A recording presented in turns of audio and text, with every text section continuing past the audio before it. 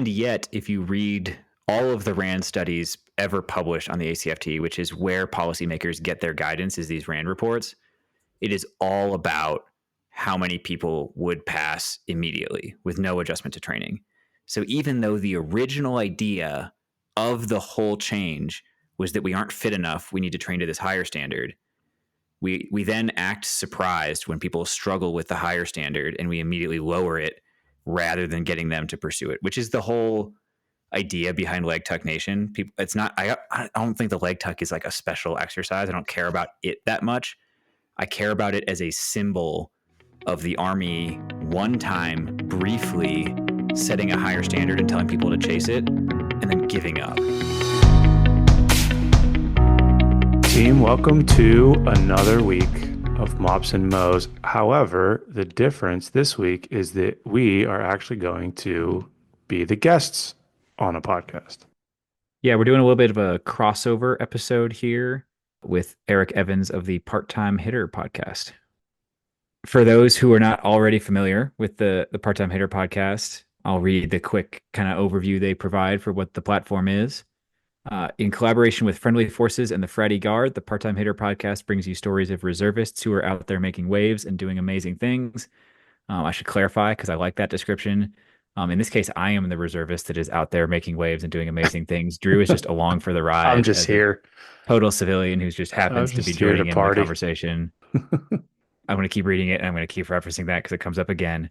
Through the stories of fascinating people serving part-time in the Army, Navy, Air Force, Marines, Space Force, and Coast Guard, we explore the lives of this often misunderstood group who comprise 37% of the U.S. military, not including Drew. No, I represent the civil service. So there you go. Full time. Every week you'll hear us talk, or at least you'll hear them talk about news, current events, balancing dual careers, national security, professional development, and everything in between, all in an authentic, laid-back way. Having been a guest on their podcast now, I can say that all of that is true, except they sometimes allow random goofy civilians to come on the podcast just to be nice, I guess. Let me just say it was an honor to serve alongside you guys on the Part-Time Hitter podcast. But to be slightly serious for a second, there is a lot of conversation going on. Our active duty folks may not hear that much about it, but fitness in the reserve, and particularly in the wake of changes to like H2F, which they don't yet have much access to. Some states have figured out things in the National Guard. There's a little bit of Army Reserve H2F stuff going on, but they're still working to make that better resourced and more formalized. And in the wake of the ACFT, which kind of changed the culture of fitness for the active duty, and some members of the reserve worry about things like, I don't have access to the equipment to train for this kind of thing. How can I train if I don't have that equipment? There's a lot going on culturally when it comes to human performance in the reserve component. And so that's what we talk about. So enjoy hearing us be on the other side of the microphone this week. And yeah, if you haven't yet, give Fratty Guard and the boys a follow. Enjoy. The military is much more interested in being warriors than the process of becoming warriors. Because what it takes to be fit enough to do something like that is consistent training over a long period of time. Right. That's not sexy.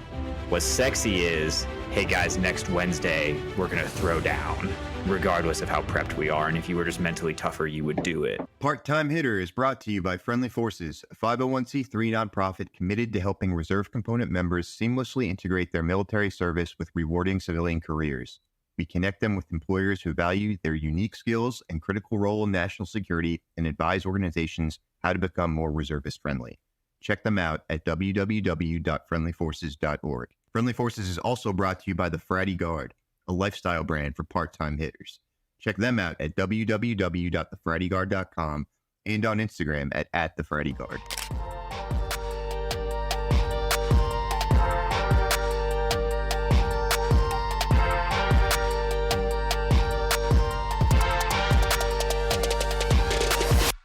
All right, welcome to another episode of the Part-Time Hitter podcast, brought to you by Friendly Forces and the Fratty Guard. I'm your host, Eric Evans, and today I'm joined by Alex Morrow and Drew Hammond of Holistic Health and Fitness, aka H2F. I believe that's strictly an Army program, not DoD entirely, but we'll get into that. Thanks for joining us today, guys. How you been? What's the hot gossip?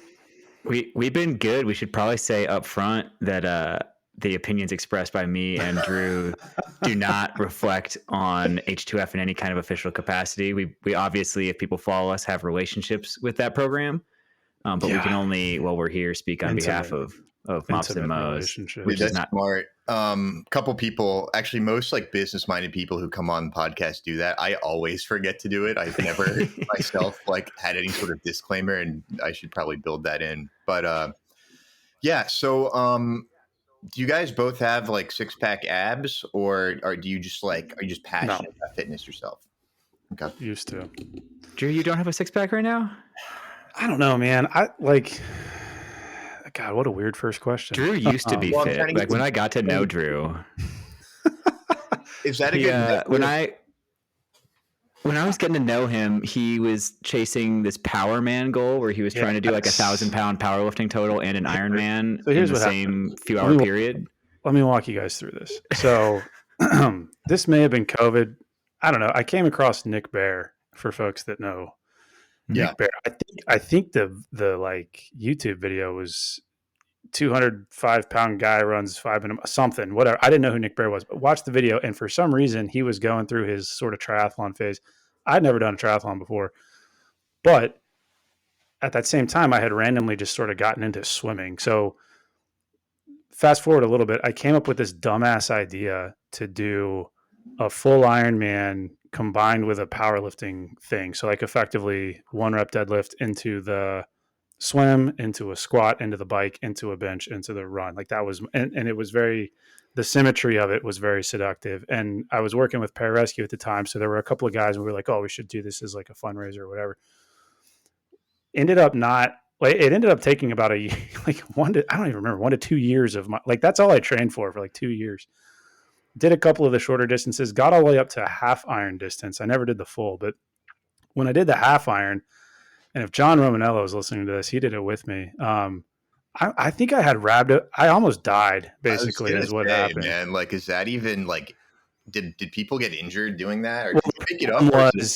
The problem was, like, on paper, it was like doable, but because last minute, like John jumped in, so now we had 2 people. So the lifting became, it effectively stretched from like possibly a 4 to 5 hour event into like a 8, 9, 10 hour event. And so by the time we got to the run, like I was cramped up so bad. So it was horrendous. I think that's why all of my blood work was off when I went to see the function. Like it messed me up for a long time. It was fun. I would do it again, but that is the same time I met Alex. Fun. Did you guys, did you hear about that? I think it was like some former Navy SEALs led a college lacrosse team workout, and they all got rhabdo. Yeah, you hear that a lot, actually. It's more common than you want it to be. That was the hot topic for a while among human performance staffs everywhere, because that's the classic. Like that lacrosse team had a human performance staff, and because coaches love Navy SEALs, they told like the actual professionals to go sit in a corner and let this guy run a workout, and now like half your team can't play because they're in the hospital. Whoops. What were they doing? Do you know? Honestly, I remember lots of us like talking and wondering. I don't know exactly what they did.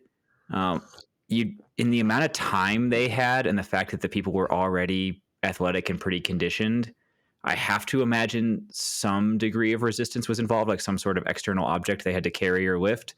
Because it's pretty impressive to produce rhabdo in that many people that quickly. Dude, they're SEALs, man. It was probably like log PT for way longer than it should have been or something. So that happens when what exactly is rhabdo? Like what? Rhabdomyolysis. So effectively, I mean, like the layman's version would be that your muscle tissue breaks down into your bloodstream. Yeah, your body starts digesting your muscles. It's from over-exercising the muscles, right? Like too quickly. That's one way you can get it. Exercise-induced rhabdo is what we hear about in the fitness space. You can also get it from like blunt force trauma. People get it from car crashes and things like that, where like muscle tissue is damaged physically, like kinetically. But I remember back early days of CrossFit, Uncle Rhabdo was like one of the characters that you would see. I remember that. And I think why it was so, I mean, saying it's prolific in CrossFit is probably an overstatement, but you see it a lot exercise science wise with a lot of eccentric movements. So think like wall balls, a lot of like the high rep pull up type stuff. So that's where you're seeing folks with like, their arms get blown up, they get rhabdo, not everybody ends up in the hospital, but it doesn't feel good. I was It's not a always good thing. surprised, and we could probably, I mean, this is a rabbit hole, but like kind of surprised it doesn't happen more in the military, especially with like maybe Yeah. kids showing up who aren't used to doing like a lot of push-ups over and over again, sort of thing. And is it permanent if you get like a really bad case of it? Bad No. enough rhabdo can cause some like decently permanent kidney damage and stuff. But that said, like, so like the diagnostic criteria for rhabdo is a little tough because if you took the creatine kinase level of everybody crossing the finish line at a marathon, they'd probably all meet criteria for rhabdo. But it's like it ranges in severity. Like you can have a mild or severe case, and I would think to your point, I think there's probably more than is reported. Yeah, I've witnessed some bad rhabdo stuff in the military. I won't call out the battalion or anything, but when I was a lieutenant, one of the battalions at my installation did a leader challenge where they had everybody squad leader and above do Murph followed by a 12-mile ruck, and your score was your combined time. And each of those events separately is like a high volume event that you have to recover from. Combining the two, especially with a population that wasn't in that great shape, realistically, they filled up the hospital beds at the on-base hospital, so people had to go off base. Damn.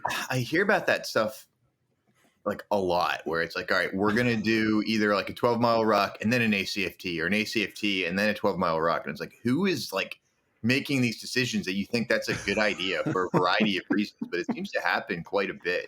And this is actually a common talking point that I have in like MOPs and MOEs types of settings, is that I think so. Like if you were properly trained, you could totally do that. Like an ACFT and a 12-mile ruck for some people is a manageable amount to do in a day, right?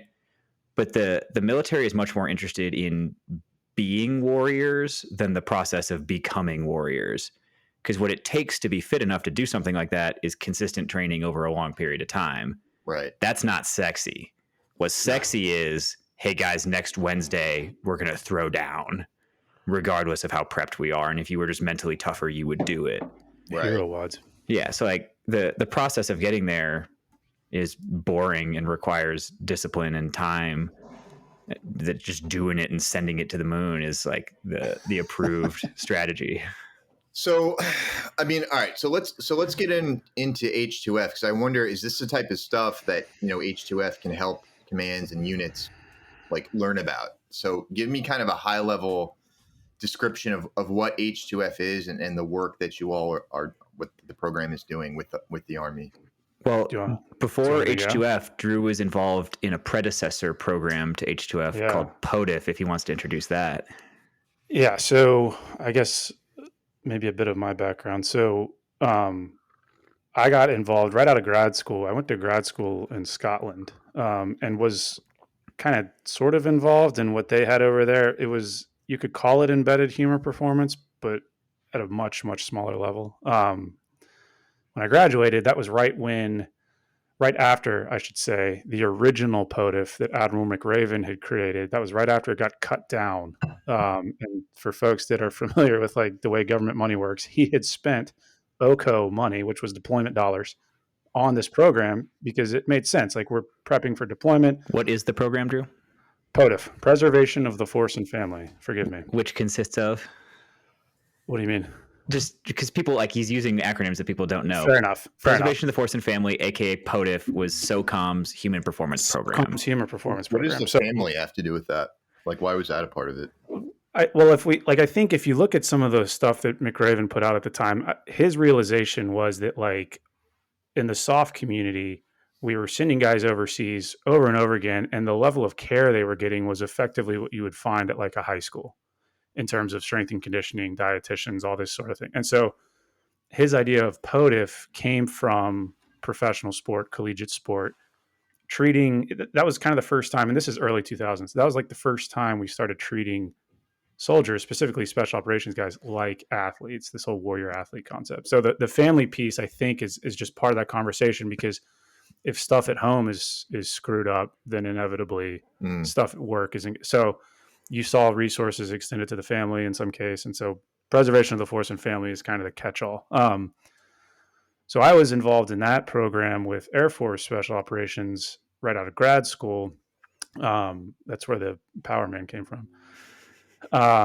And then, you know this better than I do, Alex, the exact date they started doing pilot programs for H2F, 2018? I honestly don't remember the date offhand, but what Drew's talking about is human performance has gradually migrated from just special operations into the conventional force. Yeah. So to answer your question directly, H2F, Holistic Health and Fitness, is the Army's version of POTIF at scale. So like, whereas when I started with the Air Force, I had 100-ish guys. Now it's 2,000, 3,000, 4,000 soldiers for an embedded team of anywhere from 20 to 40 folks. And that's strength coaches, dietitians, cognitive performance, physical therapy, athletic training. So to sort of put a bow on it for folks, it's what you would see at a D1 college sort of for the military. And it's this idea that if we train better for, say, the ACFT, for deployment, for whatever, if we fuel better, if we're cognitively more prepared, then we will be more, the word that they love is lethal. We'll be more lethal. Is it primarily targeted towards your combat arms folks, or is it everybody? This one I can answer pretty well. Go for it. So I'm still involved to some degree in like the planning of the whole thing. It was initially slated for 110 brigade elements across the active duty force.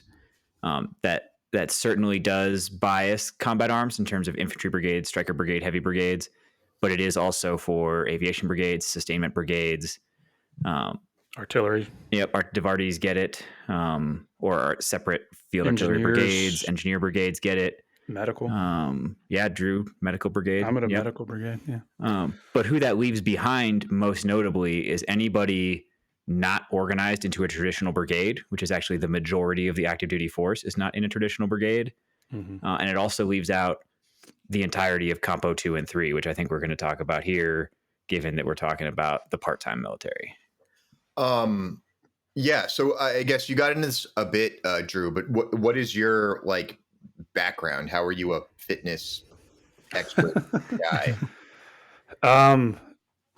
I mean, to go way back, one of my best friends in high school decided he was going to start working out, and I didn't want him to beat me, so I started doing it too. And then that was when, like, for folks that remember, like Seal Fit, Mark Divine, that sort of stuff, way back.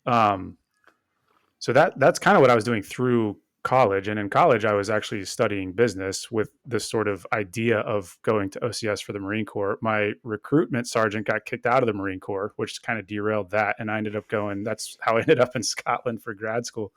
And then one of the guys that I was in my program in Edinburgh, which was strength and conditioning, another American, he had done some work for the military. And I didn't really know that human performance in the military was a career. It was very, very new. And literally just by luck, when I graduated from that program was when I got the offer to jump on board with the POTIF contract. So a lot of the guys and gals in military human performance have come from collegiate, professional sport, whatever.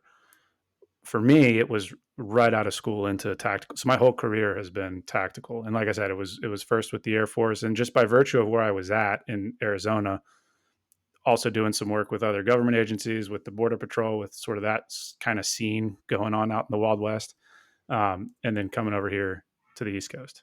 So I guess that's sort of the quick version of the background.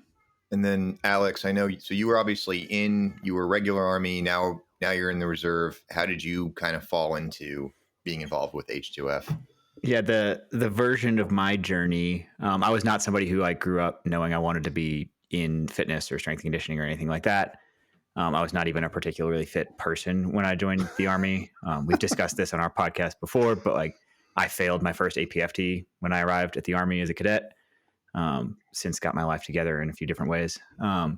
But I commissioned as an intelligence officer. I did pretty normal intelligence officer stuff for most of my active duty time. Went to West Point. Shh, we don't talk about that. I didn't know that. Yeah, sorry. Don't hold it against me. I don't know if it went up or down in my book. Down. It went down. So I did the intel thing, And then honestly, I was getting ready to leave the Army with no plans to serve in the reserve component, actually. I was at Fort Drum. The whole reason I had picked 1st Brigade 10th Mountain out of career course was because I wanted to deploy, and they were next on the patch chart. So I was driving from career course to Fort Drum. They told me, don't even bother getting a place to live. Just put your stuff in storage. We're going to deploy right away.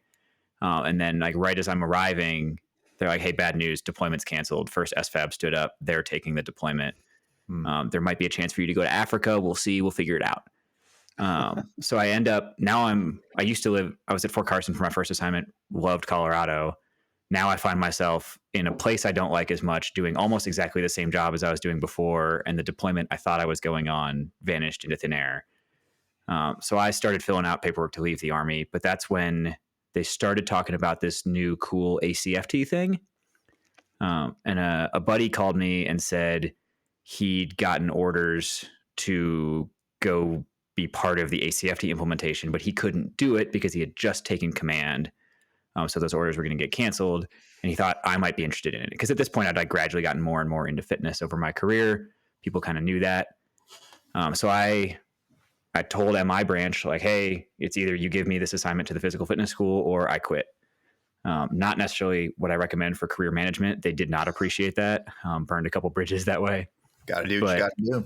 Yeah, so that resulted in a very, very short notice PCS to the Army Physical Fitness School. Ended up teaching master fitness trainer. Timing was good. This is also when they were starting to launch H2F. So when I did finally leave active duty, I transitioned pretty smoothly into a civilian job implementing holistic health and fitness. You know, when I went to basic training or OSIT like a decade ago, looks like we might have lost Drew. They had these like still here. There. Just can't see you guys. All right, you'll just be the god in the clouds that we'll hear. They had these like people there, these teams, which seems almost like an H2F type thing that were supposed to be like monitoring our, I don't know, our physical fitness and helping us like stretch and not get injured. And my main takeaway from that was just how mean they were to everybody, because they were like some random like grad school students, but they adopted the drill sergeant like way of treating us. And it's just like, who the hell are you? You're just like some 22-year-old like nobody who's like yelling at me because you think you're anyway.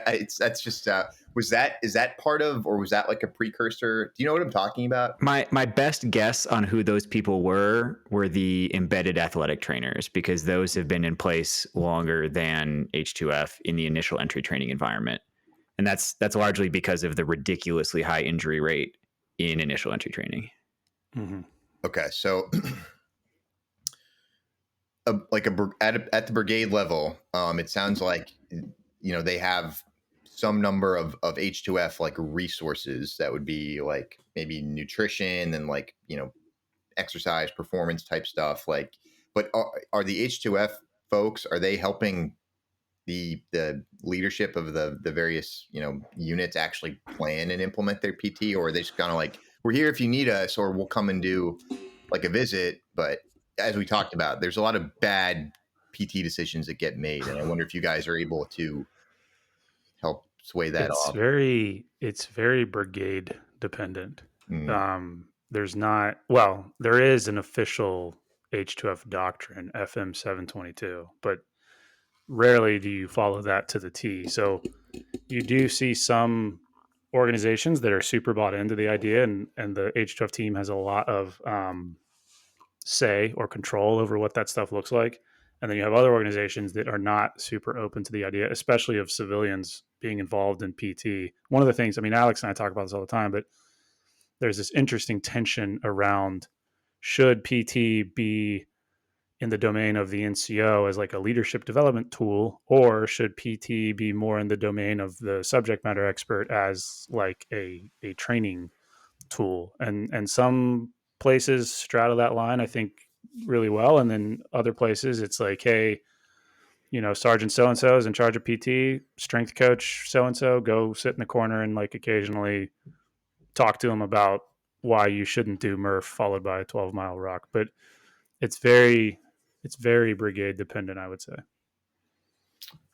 Okay. For better or for worse. I mean, and there's larger, you know, sort of cultural army issues at play here if we're talking holistic health, right? I mean, it's the hours they're making people work, lack of sleep, stress levels, all of that, goes into whether people are able to perform and what they're capable of doing and if they're recovering. And do you guys ever, as H2F, wade into that territory where it's like, I know we're mostly here to like focus on probably primarily like, PT type stuff, but like, have you thought about not, treating treating your people in some of these ways? I'll turn loose on this if you want. I'll probably get in trouble, but yeah, that's sort of the crux of the whole issue, right? Is that like the biggest, and again, this is something we talk about, like call it H2F, whichever embedded human performance acronym you want to use. Like you're running into, I think, very quickly a crossroads where it's like, does the culture of the military, whichever branch you choose, can it support this idea of the human being as sort of squishy as the human is? For example, like sleep, operational tempo, all these other competing requirements. In order for us to truly address the human at play here, you have to be open to the conversation of changing some of those things that for so long we just have refused to change. I mean, path dependency is one of the things that we talk about. So does the military have the appetite to do some of that? I don't know. That's kind of why we sort of started having the conversations we're having. You're seeing some of the things change. But again, the hill that we say we're always going to die on is a great example. Like fast food is prolific on military installations. And like, if you want to talk about low hanging fruit, no pun intended, an easy way to fix some of the musculoskeletal kind of body composition issues we see in the military is to address the availability of fast food. But it doesn't happen because one, a lot of folks throw their hands up. Oh, hey, like the contracting mechanisms at play. Right. Too bad we just can't do anything about it. It's like, well, you could. It'd be hard. So it's very easy to address PT tests and workout schedules and that sort of stuff. And I think that's where you're seeing a lot of progress because it's easily done. The harder long-term stuff is more of the institutional hurdles, and that is something that's going to take a lot of time.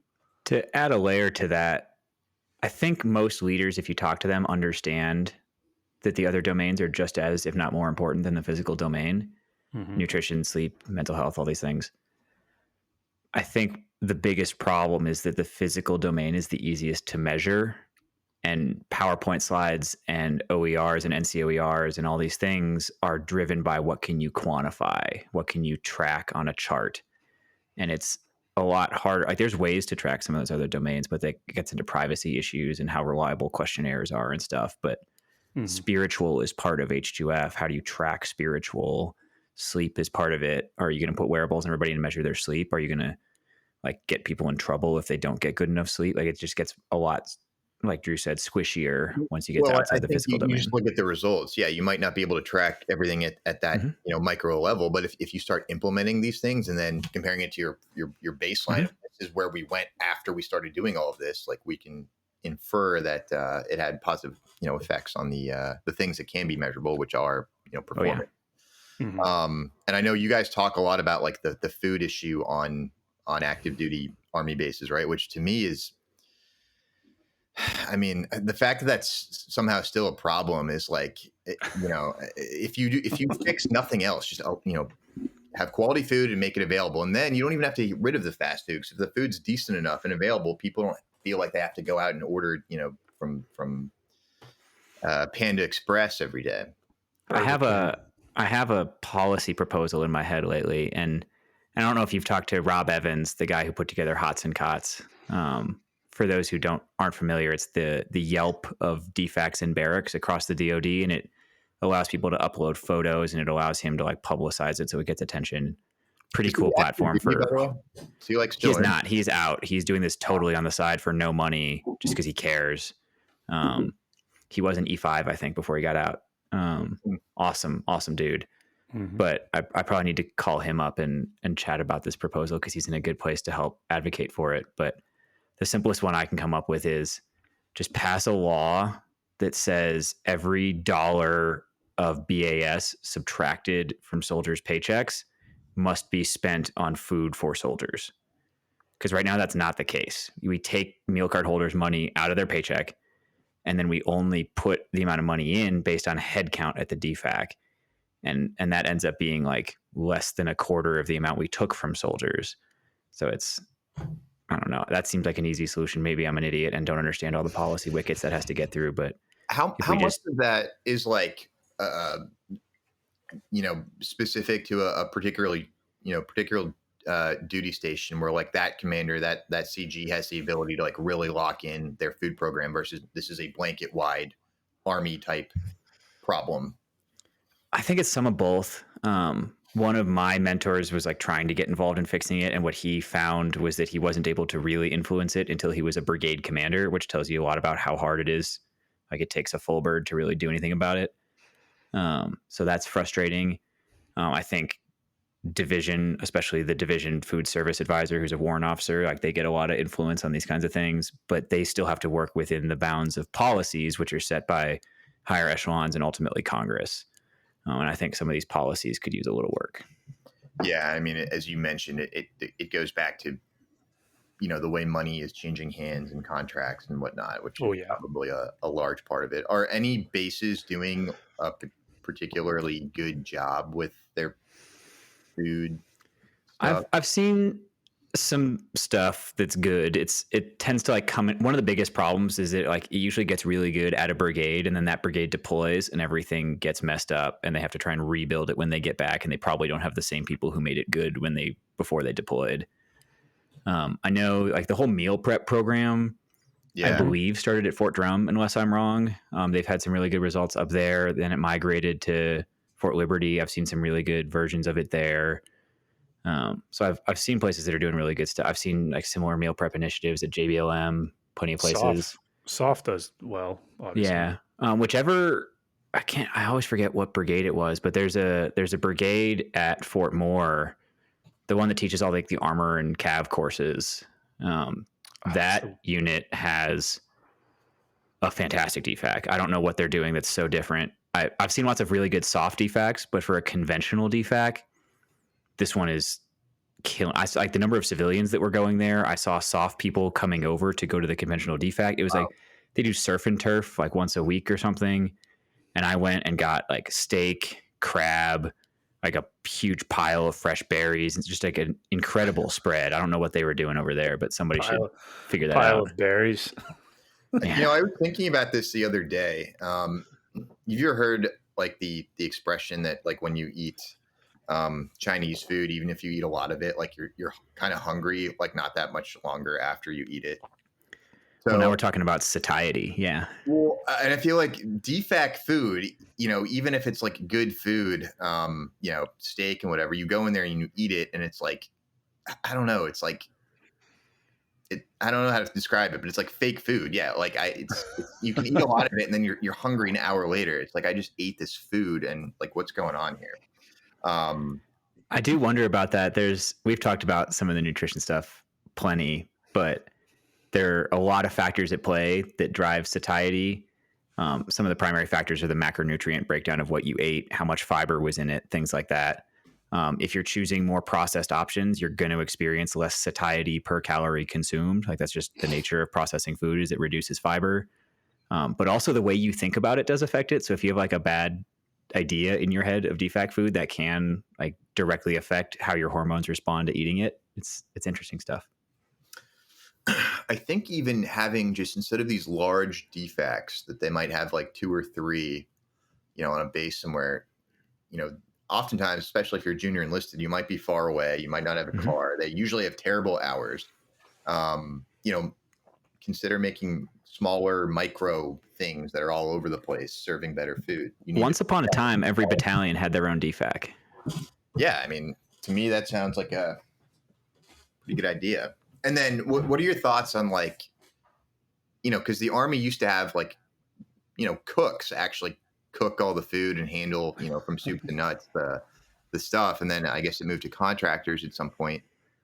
Do you think that would be a helpful thing to do?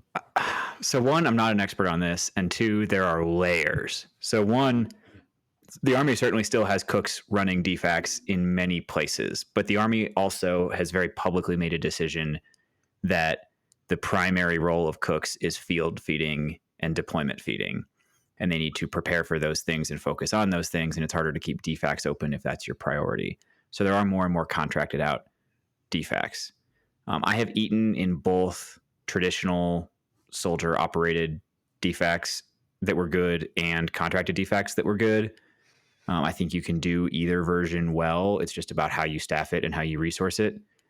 I think I do my annual training now as a reservist at Fort Eustis, and that DFAC that I eat at is all contractors, and it's fantastic. So you can certainly do that model well. The Army's currently, they just put out the request for proposal like 1 or 2 days ago for the like the Future Army Fueling Initiative. I don't even remember what it's called anymore. But that's supposed to be campus style dining, and it will be like fully taken over by contractors to do a bunch of different things, supposedly including delivery and stuff. I'm not totally sure that's the answer yet. I remain skeptical, but I think any version of it can be done well. I think people like to blame the model they're executing as the problem, when I've seen every model done well and I've seen every model done poorly, and it has a lot more to do with local leadership. I don't know.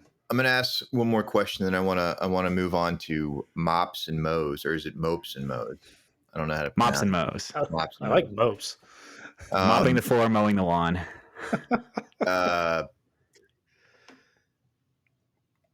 Well, I might have just forgotten my question, so we might have to move on to MOPs and MOEs. It'll come back to me. Damn it, that was a good question too. All right, so talk to me about MOPs and MOEs. Obviously, you guys, you're doing H2F. What is MOPs and MOEs, and why are you doing it?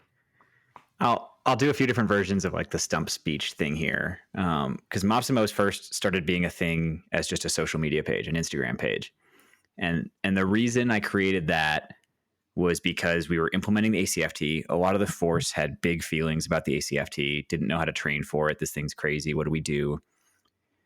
And I was getting frustrated because I worked at the fitness school at the time. And it was not that the Army didn't have the information to give people for how to train. It was just that the Army sucked at communicating across its own force.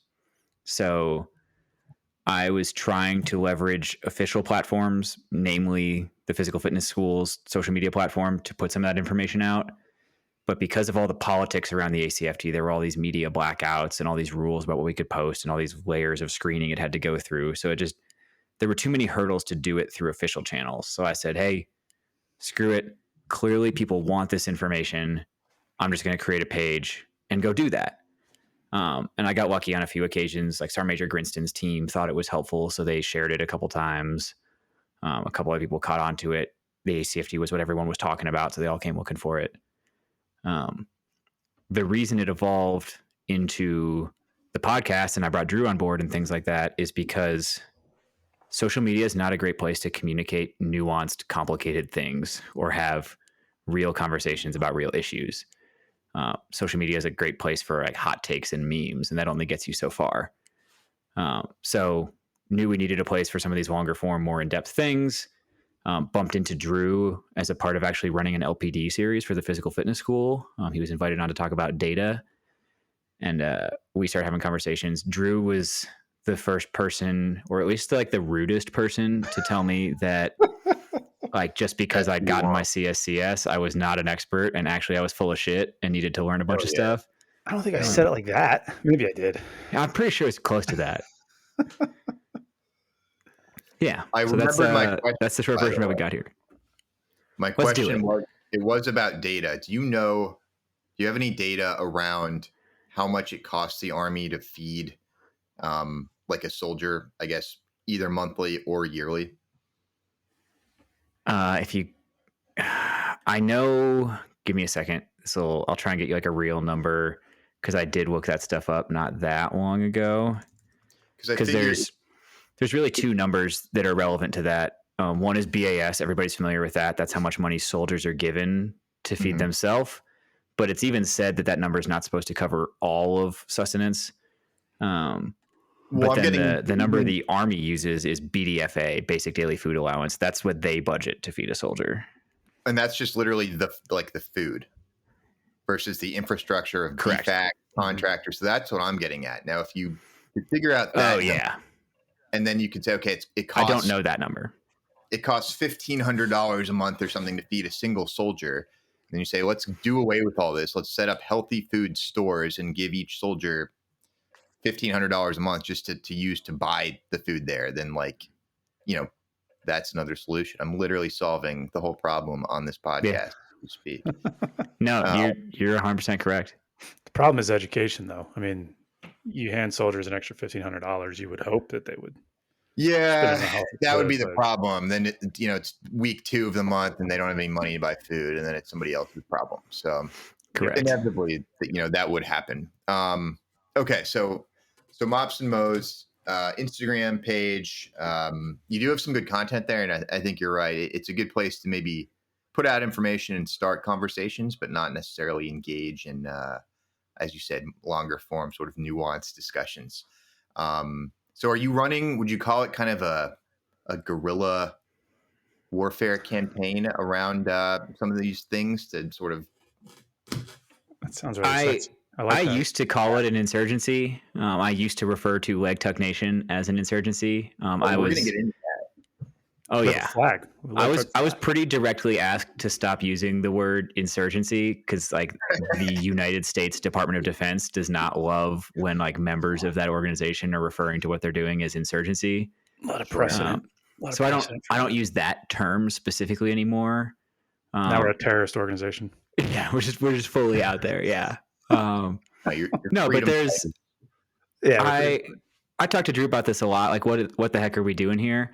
And I would say one of the core things that we are doing is taking conversations that normally happen behind closed doors and bringing them out into the open so people can, like, hear the real conversations happening. Because, like, I know the way I operate is not necessarily something that all of my employers totally love. I have my civilian day job, and then I have my Army Reserve job, and then I have my, like, side hustle MOPs and MOEs thing. And other people, smarter people than me, would keep those things totally separate from each other where they're unrelated.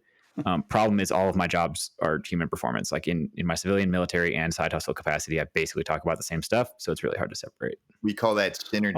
I'll put it more bluntly. I think a lot of human performance organizations in the military are self-licking ice cream cones. You get this sort of positive feedback loop where, because the data is so fuzzy and the leadership changes over so frequently, right, very rarely are you truly held accountable to the impact that you're having. And so you see a lot of things with I mean, I don't want to name names, but like conferences, symposiums, whatever, under this banner of human performance, where you're just sort of repeating the same thing. But are we truly having an impact?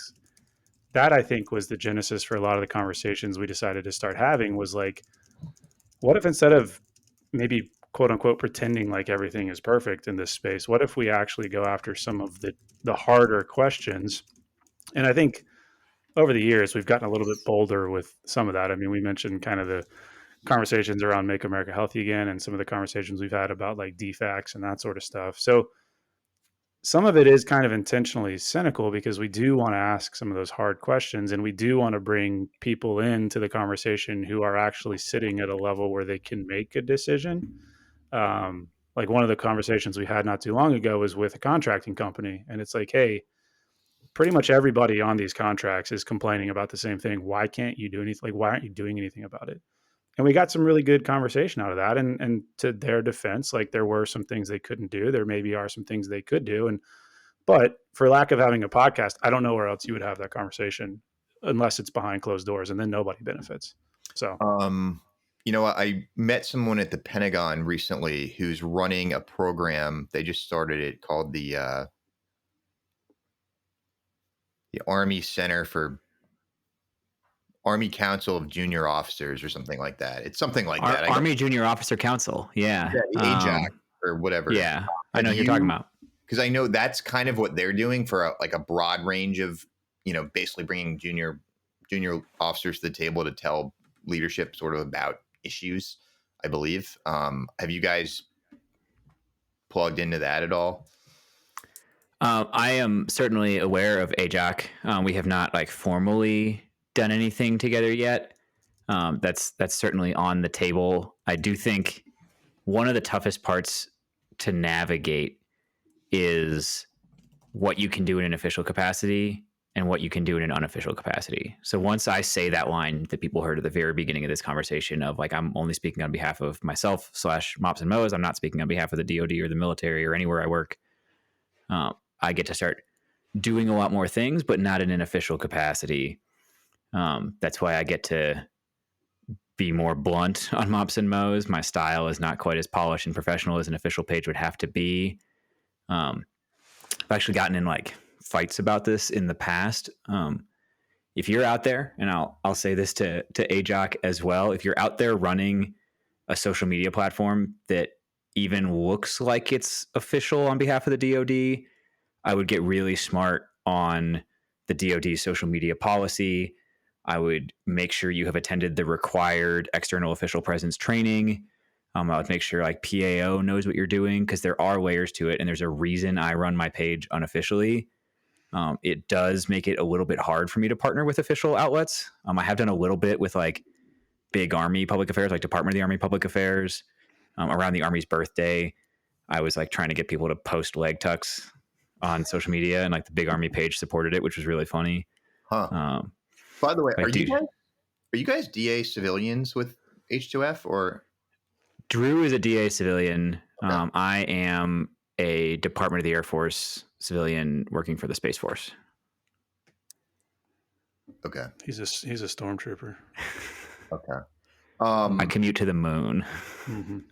Did MOPs and MOEs, and by the way, I think you'd be hard pressed to find someone who can, without looking it up, tell you the difference between a MOP and a MOE. Yeah. And I've gotten into so many arguments about this in Army spaces where people think they know what it is and they've got them reversed or they're wrong. Oh, yeah. But for the audience, it's a measure of performance and a measure of effectiveness. Mm-hmm. Do you want to briefly explain what that means? Yeah, I will break it down for you. Before I do, and before I get in trouble, was the guy you met with AJOC, Chris Slininger? Yes. Okay, I just want to shout out Chris so he gets his name out Chris. there. If you are interested in being a part of the stuff he's doing with Army Junior Officer Council, track down Chris Slininger. To answer your question, though, what the heck are MOPs and MOEs? And I'll do this two ways. I will do like the audience interaction version, and then I'll do the stump speech version. So I will ask you a question first, because this is the fitness version of MOPs and MOEs. How do you know if a workout was good? You went to the gym, you were working out, you were doing fitness. What is it you look for to know whether that was a good workout? That's an actual question or a rhetorical? Yeah, that's a question for you.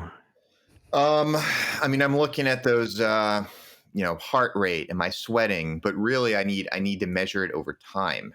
Ooh, good answer.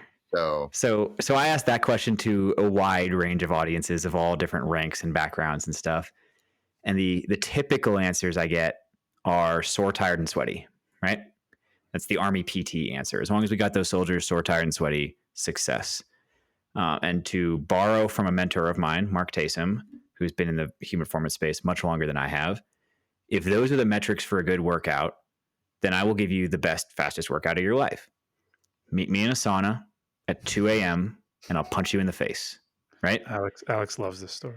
You'll be sore because you got punched in the face. You'll be tired because it's the middle of the night, and you'll be sweaty because you're in a sauna. Those are symptoms of exercise, and one could argue that they are even measures of performance, right? Did we do the thing right? Did we work like we knew what we were going to do? Did we do it with enough intensity and duration to get sore, tired, and sweaty?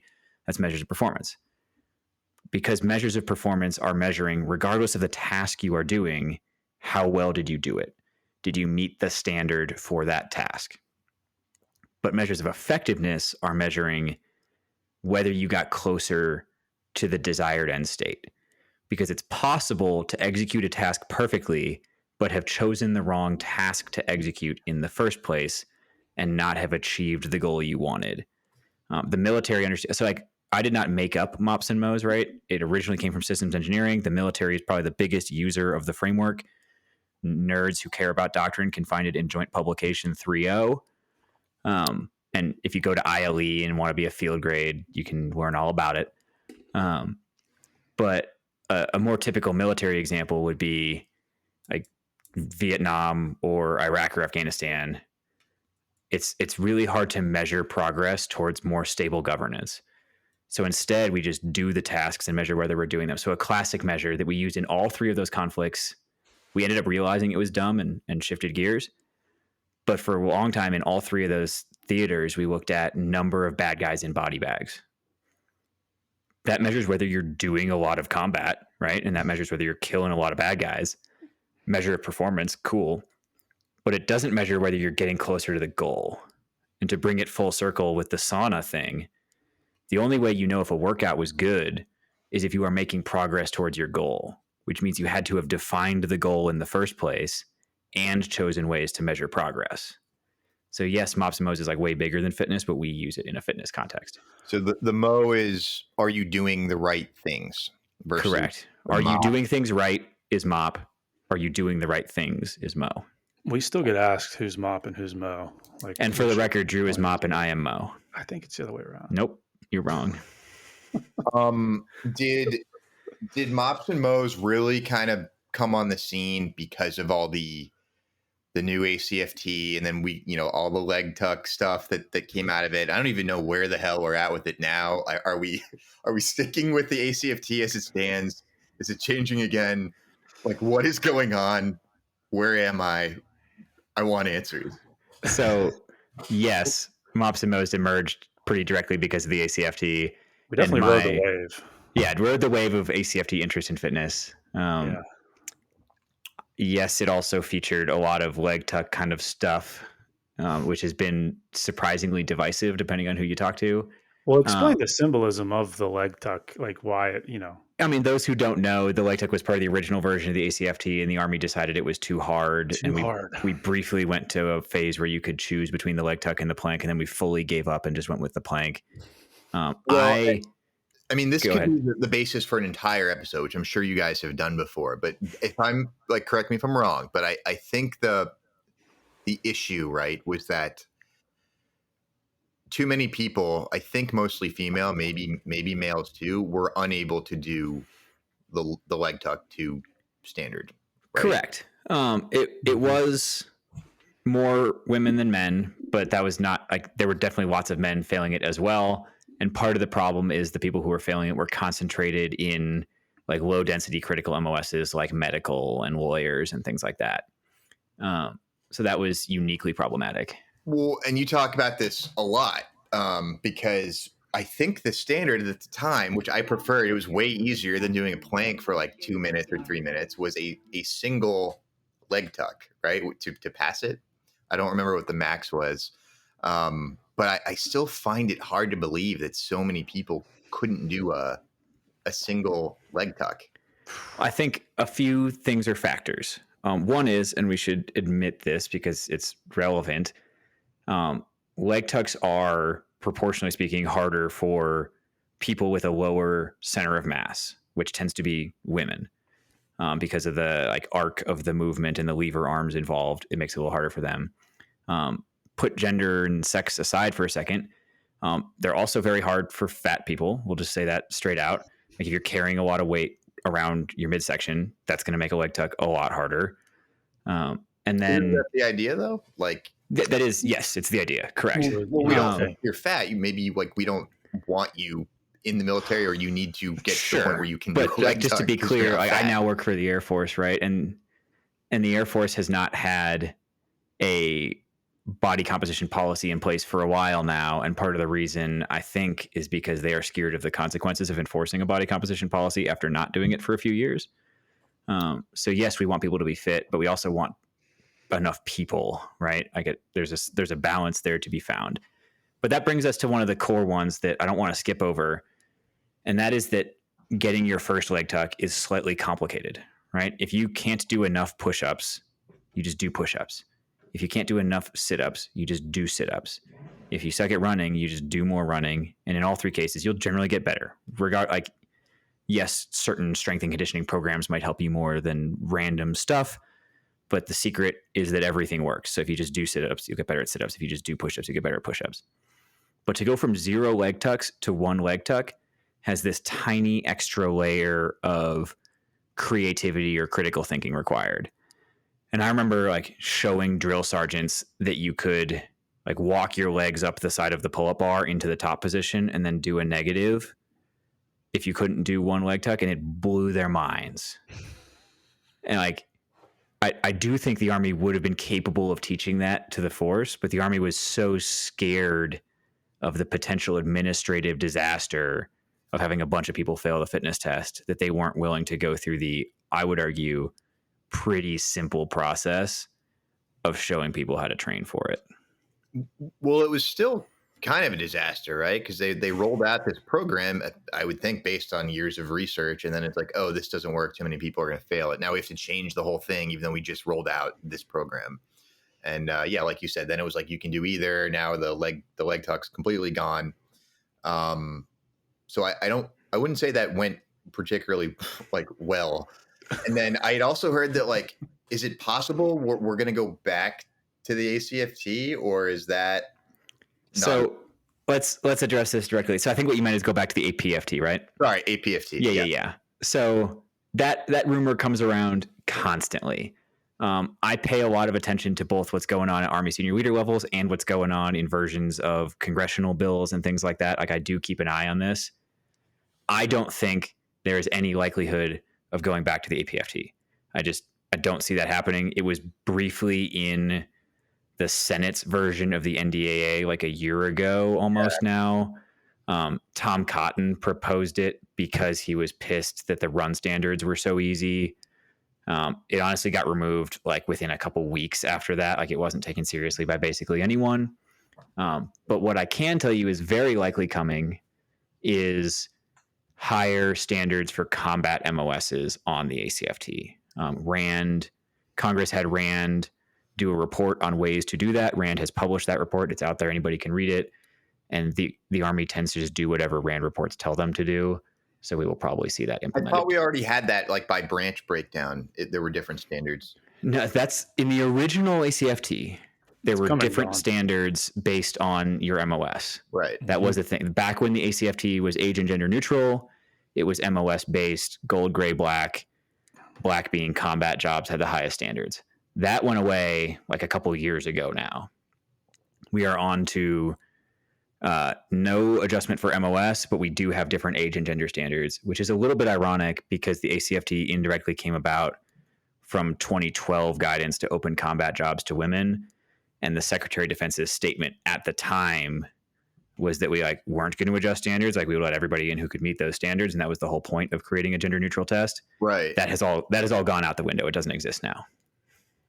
Yeah. So we're kind of coming full circle to some degree. Do you think is the ACFT a better measure of fitness than the APFT? And B, is it a good test? And if you could design like your ideal 3 to 5 event PT test, what would that be? We've done this one. Yeah, don't get Drew started. We have like multiple entire podcast episodes on that topic. Depends on what day of the week it is. Yeah. I think it's a good test. I was initially, as somebody who kind of deals with this on a daily basis, initially skeptical only because of all the kind of congressional bullshit that was tied into it. I mean, you very quickly legislate yourself away from like good, honest sports science towards what makes the most sense for my constituents. And that's kind of right. Whatever. So I think it's a better test than the APFT, if for no other reason than by including things like a deadlift, like a sprint rack carry, you automatically force soldiers to train differently. And you see that on a daily basis. I mean, instead of just going out and doing a run or push-ups or sit-ups, like you do have to spend some time around a barbell doing things. And that's just a better way, I think, of being a human. So from a behavioral change standpoint, I think it's fantastic. Is it the best test ever? No. I think the issue that we're up against was the same thing we experienced when I was with SOF, which was that you can't quantify combat the same way you can quantify a football game or a basketball game. And so in those sports, you do see testing that makes a lot more sense, like translated to a game or a performance setting. With combat, you don't have that luxury. And so it's sort of anybody's guess. You know, we've never lost to the enemy because they out deadlifted us. But that's a very sexy and seductive conversation to have for people who spend time in laboratories and like to set up fake combat events. And then, let's create an event that looks like that. And next thing you know, like we've mimicked combat in it. So Hmm. I don't know if we ever get to that standard. I think you could probably simplify the ACFT. And that's what Alex and I have talked about. Like, what's sort of the bare minimum? Could you do just pull ups and a deadlift or, whatever? That's probably the direction I would go in. But if, APFT or ACFT, I think ACFT is probably the better move. What are your thoughts, Alex? I'd say roughly the same thing. There is no such thing as a perfect test. It will not exist. Certainly not for force wide. And I think the political ringer that the ACFT went through did some degree of damage to it. I don't think it is quite what it could have been, but it is certainly an improvement over the APFT. And as much as we like to say, don't train for the test, train for the mission, inevitably a large portion of people are just going to train for the test. And the incentives created by the ACFT, if you're going to train for the test, are going to push people towards much more relevant and well-rounded fitness. See, I don't know. I think it's easier to come off the street and pass the ACFT than the APFT. I speak from experience. So let's talk about MOPs versus MOEs. Is how easy it is to pass off the street the goal of the test, or is whether the test measures something actually useful important?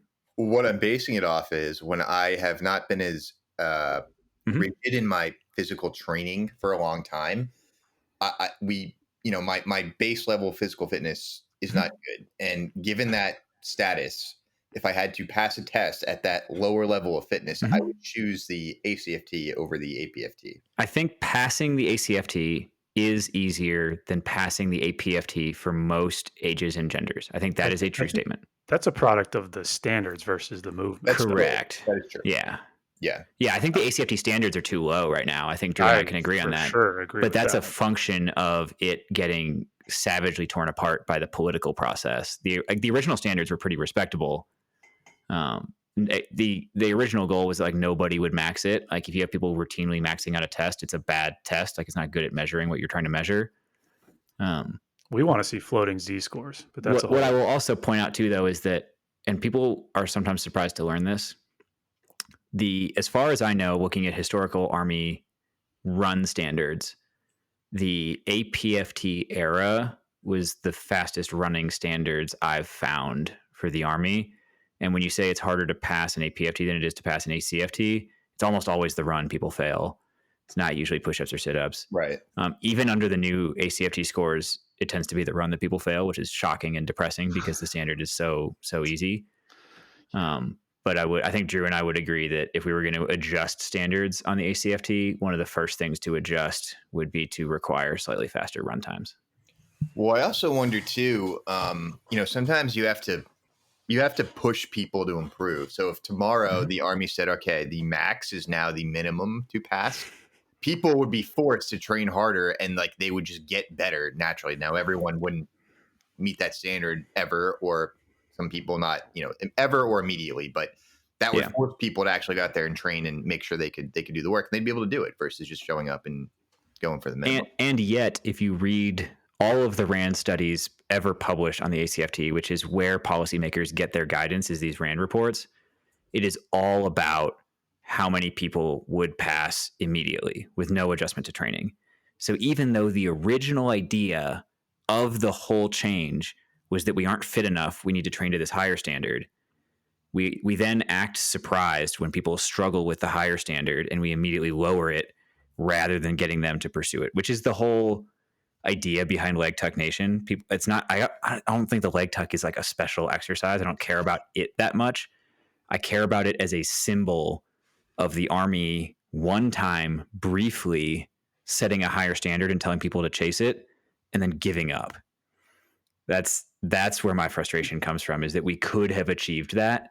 We had the opportunity to tell people we expect more of you and you have to try a little bit. And we just, because of the political system, couldn't hang on to it. We're not mad. We're just disappointed. Right. I love that. Yeah.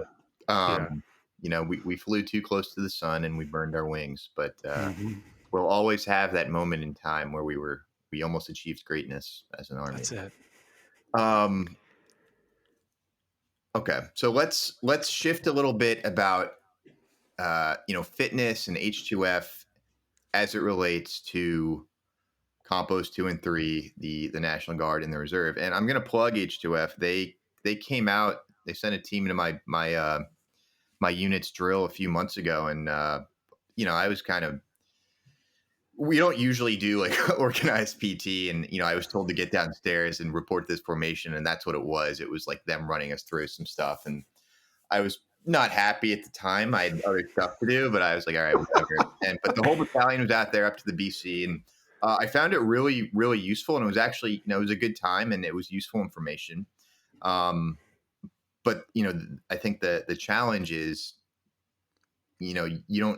we're not under the Army's control most of the time, and it's kind of up to the individual soldier to ideally keep fit. And even to be able to train some of these exercises if they don't have the equipment or access to a gym, and to know what they're doing, and to eat right. And so obviously H2F is doing some things with the Guard and Reserve.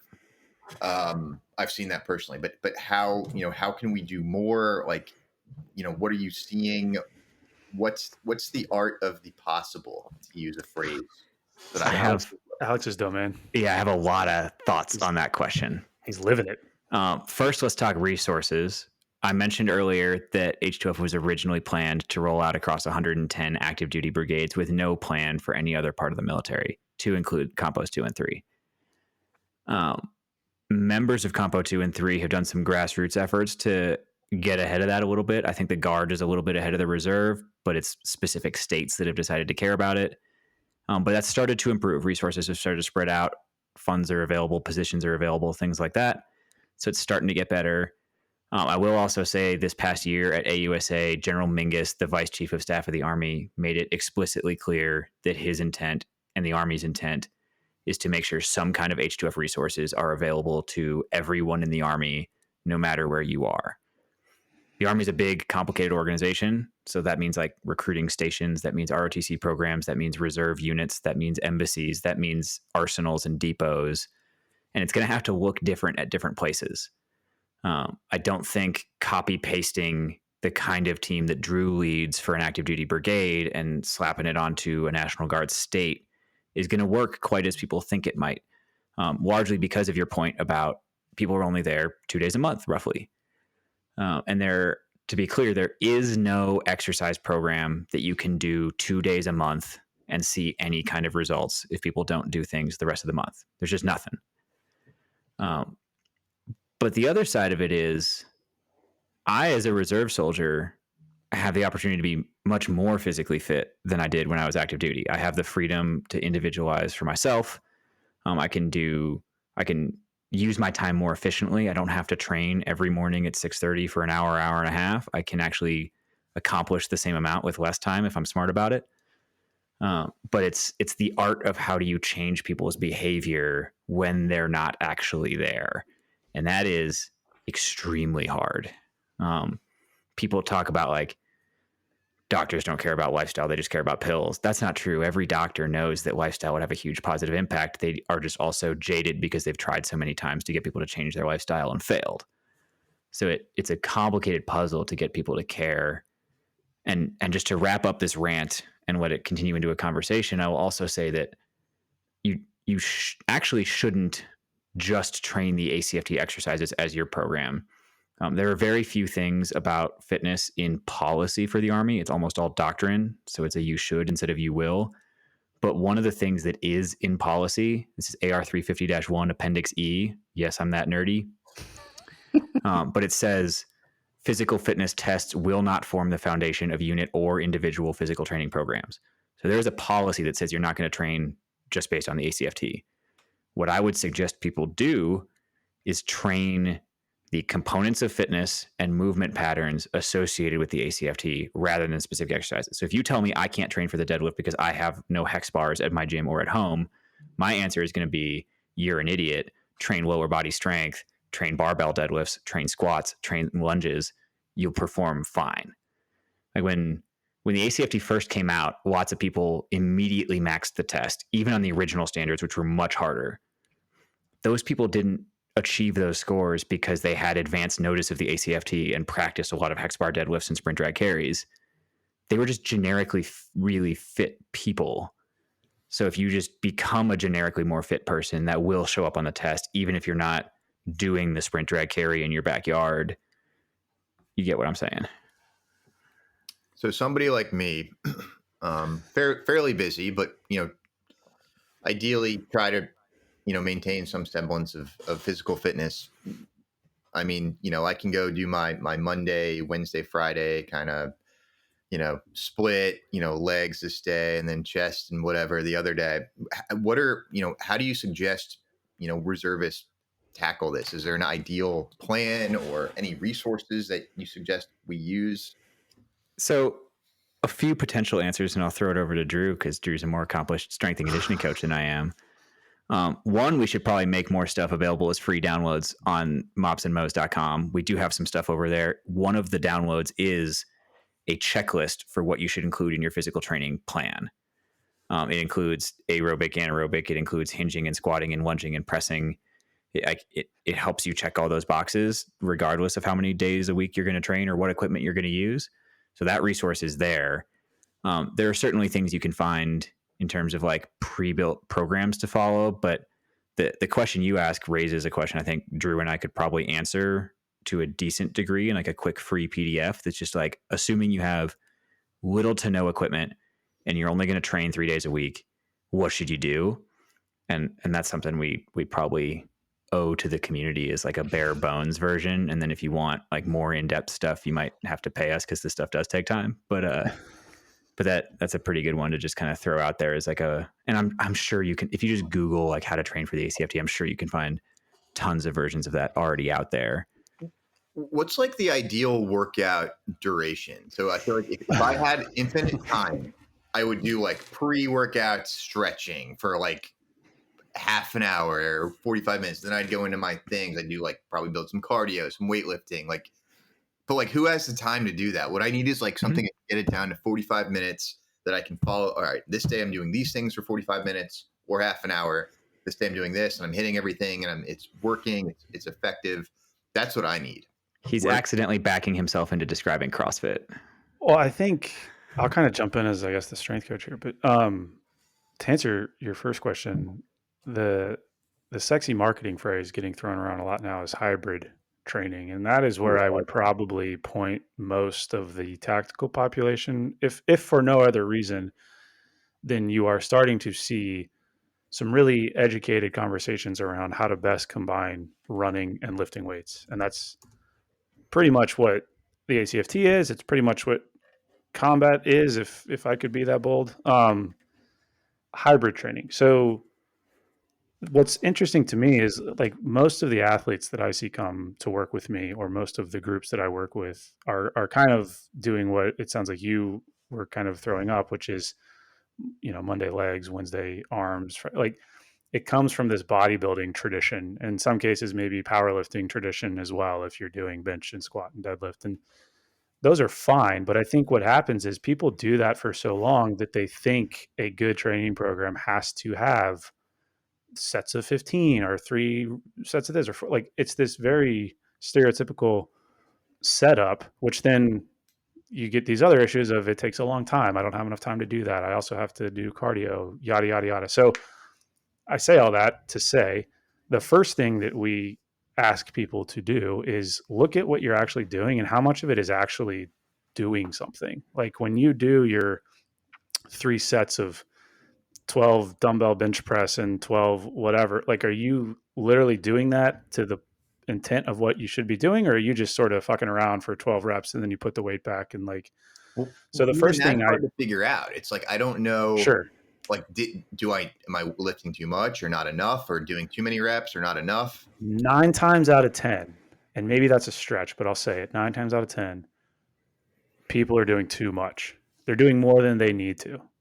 If you do so kind of come at it from the other way. What's the least amount of work I need to do? And that's really what training is. Like, what is the least amount that I need to do in order to accomplish the thing? Well, what's the thing? If it's the ACFT, it's hex bar deadlifts, which like Alex mentioned is just sort of a heavy hinge. It's a 2-mile run, which is sort of like a middle distance cardio event for most people. And you can structure a plan around that. We've talked about this on our platform, but are we looking at intensity, i.e. heavy weights? Are we looking at volume, i.e. longer duration stuff? And I realize this gets a little bit into the weeds and you can get into how to structure all of that, but most folks are doing more than they need to. And the more stuff they're doing, the less effective it becomes. So you can have a really effective training plan that takes you 30 to 45 minutes a day. It's just not going to look like what you're doing now. So a core piece of feedback I have received recently is that sometimes our content goes over people's heads. Yeah, we're bad at that. And so I think I'm going to take everything Drew said and say, yeah, that's all true. But I think we overestimate how much the average soldier or person wants to know to like nerd out about fitness and how much they just want to plan and go do it. So I'll point towards, and like shameless plug, we have a blog on mopsandmoes.com. Go check it out. We need to put more on there. We do, but conveniently, the most recent post on the blog is maximizing fitness efficiency. It's an article about minimum effective dose training. And the article ends with a program template that is 2 days per week, 45 minutes or less per session, that if soldiers did just that, like it's 2 different sessions, you just alternate between them. You do them once each per week. It shouldn't take you more than 45 minutes. Like you would do well on the ACFT just following that. That was a guest post. Shout out Mark. Well, yeah, Mark Christiani. That's kind of the whole question, I guess, which gets back to how you set up a test that effectively measures like fitness. It's like, well, what is fitness? I need someone to say fitness means you can do these things in this amount of time or this amount of weight. If somebody can set that, that goalpost for me and say either if you can do this, you're fit and what you're doing is working, or if you can't, here's how you work up to that. And I don't know if I've ever seen like something that says if this is fitness, and maybe that's the bare minimum for the ACFT. I would argue it's not. But that's kind of the whole crux of the issue, I think. It's like, well, what is fitness? What does it mean to be fit? And I guess your goals too, as we talked about. Yeah, we're already like 15 minutes over on how long the podcast was scheduled for, so I don't want to crack open a giant conversation, but that's a relevant topic, right? But the problem is there is no definition of like, are the competitors at World's Strongest Man fit? Maybe.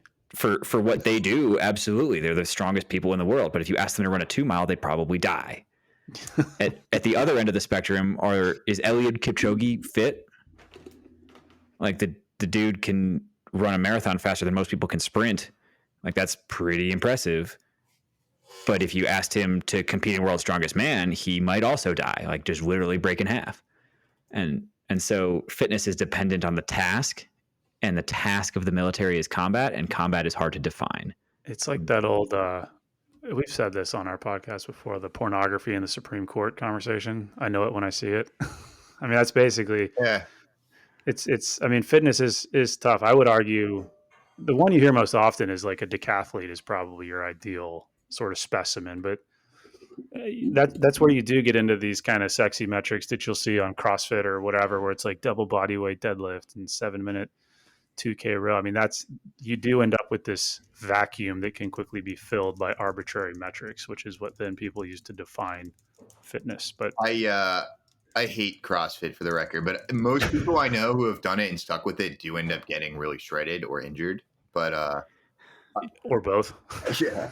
I do want to end with one final question or topic that just occurred to me, because I haven't seen much discussion about it from the Army or the military. But all right, so these drugs, weight loss drugs, like whatever they are, what are your thoughts on this? And should the military start covering or implementing these to help people lose weight and get more fit? You want me to go? You want to go? You go first. You go first. Then I'll go.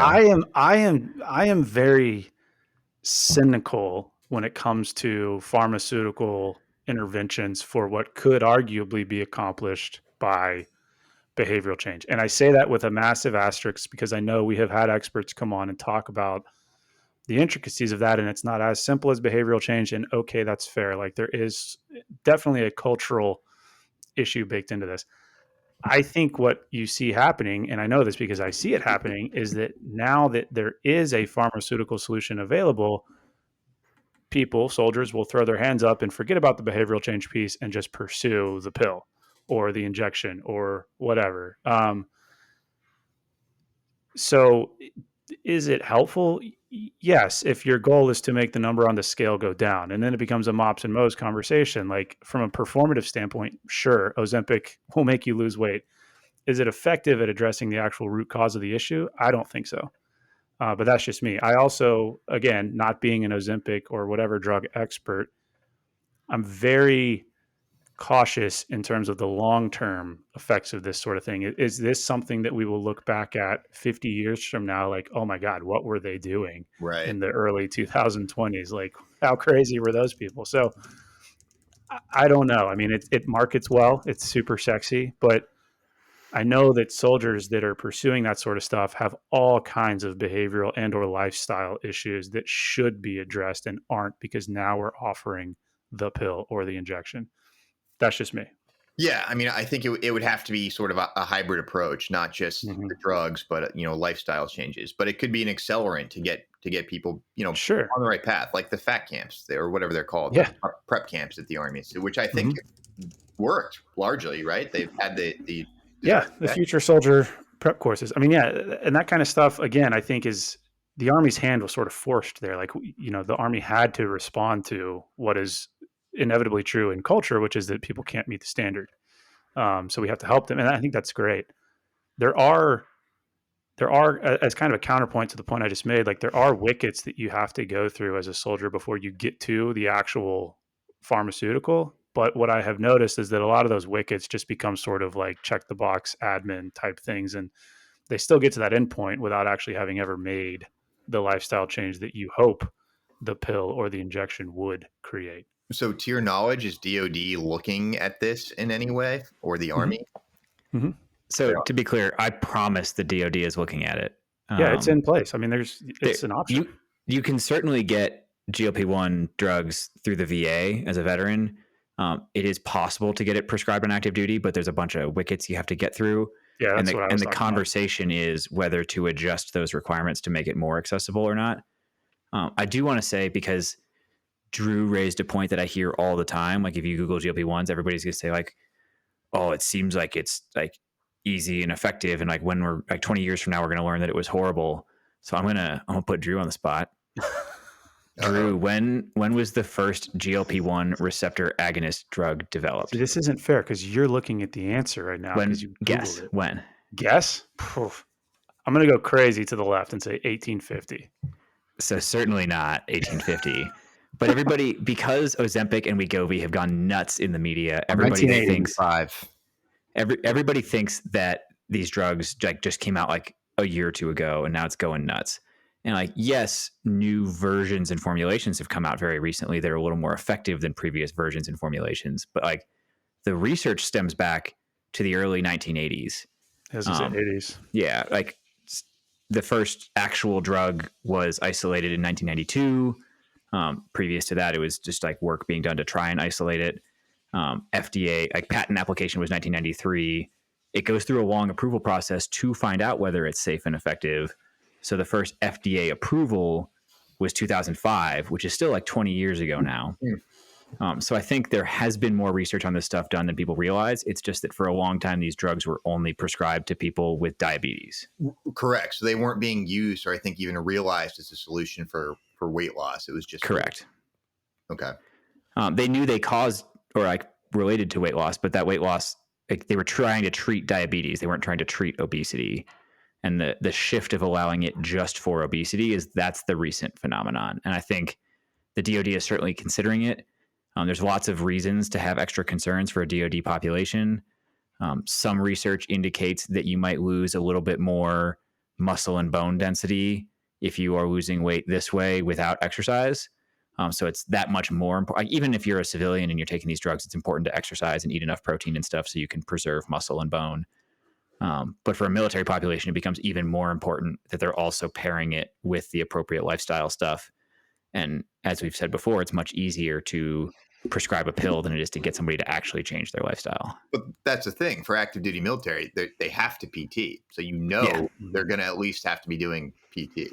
For most active duty military. Hope. I think once you get outside traditional battalions and brigades and companies and things like that, and even if you go to like brigade staff or division staff, like You start to get a People lot are less not. frequency and consistency. It depends on the rank. When was the last time you I saw a warrant think officer at PT? All that stuff. what's frustrating to me, and again, this is something we've sort of talked about a little bit, is like Ozempic, right? I mean, you mentioned early 90s, but like we have seen organizations like the VA hop on board with this and Mhm. make it to where soldiers and veterans can access it. I guess under the auspices that weight loss is a priority for that population. I would argue the mental health epidemic is much greater of an issue for those same populations, but you don't see the same type of excitement around psychedelics and these sorts of alternative treatments that we have seen be very effective for those types of things. And that's coming from somebody like I am the last person in the world to know anything about psychedelics, but based on conversations Alex and I have had, it's a really interesting field of research for mental health. And I think you could make the argument that mental health is a bigger issue for those populations than obesity, but yet, and again, maybe because of the financial mechanisms at play, when you get to sort of big pharma, whatever, Ozempic and those types of drugs are almost getting fast tracked through some of those hurdles that some other options for some other issues don't get the same luxury. Mhm. Yeah. Well, again, it's an easier thing to track, right? You can say, okay, now more people are eligible to join the military or to stay in the military because they now Right. more people are meeting height and weight requirements. So, And Right. ironically, I think right now, if you've been prescribed these drugs as a civilian, you're like at least temporarily ineligible to enlist for a while. Mhm. So we have an upcoming episode, hopefully, on accessions requirements for the military and medical waivers and things like that. So that's something we'll probably pop Yeah. into the plan for the discussion there. okay. Well, as you said, we're at an hour and 21 minutes. Do you have any final thoughts for the audience as we wrap things up here? Shameless plugs. MOPS_N_MOEs on Instagram. It's also on Website. Facebook, but not as much. MOPSandMOEs.com is the website. You'll find training plans there. You'll find blog. You'll find all the podcast episodes. You can find us on any podcast app, MOPS and MOEs. Mm-hmm. What am I forgetting, Drew? Yeah, if you hate what we say, send us hate mail. It's fine. Any Yeah. We'll final talk about words it. of inspiration to those out there struggling with their holistic health and fitness? I would say a couple things. Some people might disagree with these. I don't know. One, on the strength and conditioning side, almost anything works as long as you do it consistently. So don't like overthink it and get frustrated and like try to find the perfect plan and waste time finding that plan. Get started now, just go do it. And then for the holistic health stuff, the internet can get confusing. What supplements should I take?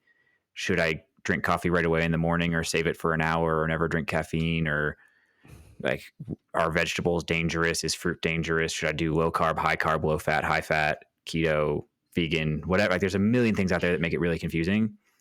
The way I like to say it is that the stuff your mom was probably telling you when you were 7 years old covers most of your bases. Eat your vegetables, get off the computer, get off the video games, go play outside, like social connection, all that. The basic stuff is going to treat you pretty well. Yeah, I would agree with all that. The only thing I would add would be from like a behavioral standpoint, I think a lot of the hurdles that I see folks encounter when they sort of want to get into this kind of thing is thinking that they're all alone in that. Mm. And I think, it sounds a little bit sappy, but like truthfully, the majority of people have no idea what they're doing when it comes to health and performance, but doing something is better than doing nothing. And so don't be afraid to be the person that walks into the gym and has no clue, because I guarantee you're not the only one. And more often than not, there are people there, should be people there who are more than willing to help you, Mm-hmm. whether it's a virtual platform like ours or somebody who's there in person. But the worst thing that you could do is nothing. So something is better than anything. And like you mentioned, on the internet, there's a plethora of free knowledge, good, bad, or otherwise. Start with something. And as you sort of refine what you're doing, you'll find the right people to reach out to. And if it's us, great. Come to our website and we'll help you out. But the worst thing you can do is nothing, I think is what I would say. Yeah, I think to give my advice on health and fitness is no matter what you do, just be consistent. Whatever it is, Yeah. keep doing it, and you'll see some sort of a Mm-hmm. result, whether or not it's the optimal one. But all right, well, Alex and Drew, thank you so much for joining us. You're doing important work. I'm going to keep an eye on some of the stuff you guys are doing personally, so no pressure there. And yeah, we appreciate your time. And to the audience, Stay part-timing.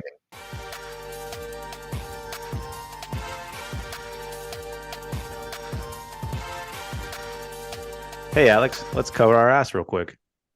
Oh, great idea, Drew. All right, guys. The views and opinions expressed in this program are those of the speakers and do not necessarily reflect the views or positions of any entities they represent.